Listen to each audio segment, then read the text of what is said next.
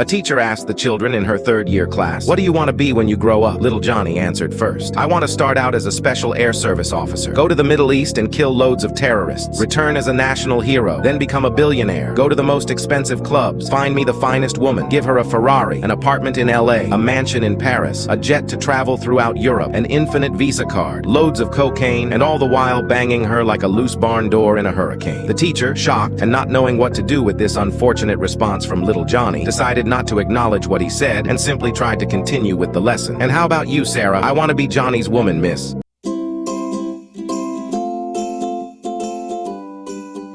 Little Johnny's neighbor just had a baby. Sadly, the baby was born without any ears. When the mom and baby came back home from the hospital, Johnny's family was invited over to see the baby. Before they left their house, little Johnny's dad had a chat with him and explained how the baby had no ears. Johnny's dad also told him that if he went as far as mentioning anything about the baby's missing ears, or even said the word ears, he would get the beating of his life when they came back home. Little Johnny told his dad he understood and agreed not to mention the baby's lack of ears. Johnny looks in the bassinet and says, "Wow, what a beautiful baby." The mother replies, "Why, thank you, Johnny." Johnny says, "He has beautiful little feet, beautiful little hands, a cute little nose, and really beautiful eyes. Is he able to see all right?"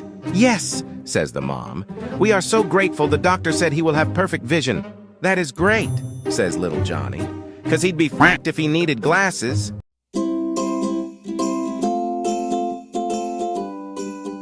On the last day of nursery, all the children brought presents for their teacher, Jessica. The florist's son handed the teacher a gift. She shook it, held it up, and said, "I bet I know what it is. It's some flowers." "That's right," shouted the little boy. Then the candy store owner's daughter handed the teacher a gift.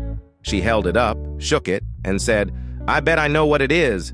It's a box of candy." "That's right," shouted the little girl. The next gift was from the liquor store owner's son, little Johnny. The teacher held it up and saw that it was leaking. She touched a drop with her finger and tasted it. "Is it the wine?" she asked. "No," little Johnny answered. The teacher touched another drop to her tongue. "Is it champagne?" she asked. "No," he answered. Finally, the teacher said, "I give up." "What is it?" Little Johnny replied, "A puppy."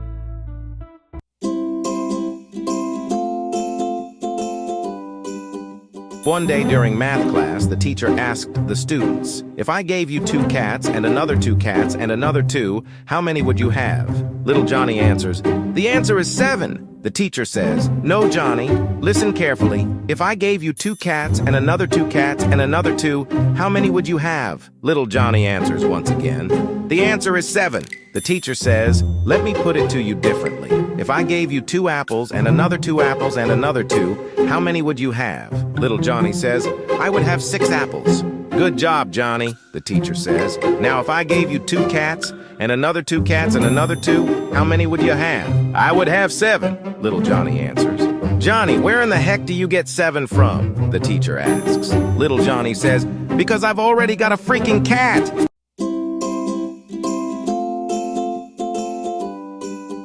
Little Johnny was sitting in class doing math problems when his teacher picked him to answer a question. "Johnny, if there were 5 birds sitting on a fence and you shot one with your gun, how many would be left?" "None," replied Johnny, "'cause the rest would fly away." "Well, the answer is 4, said the teacher.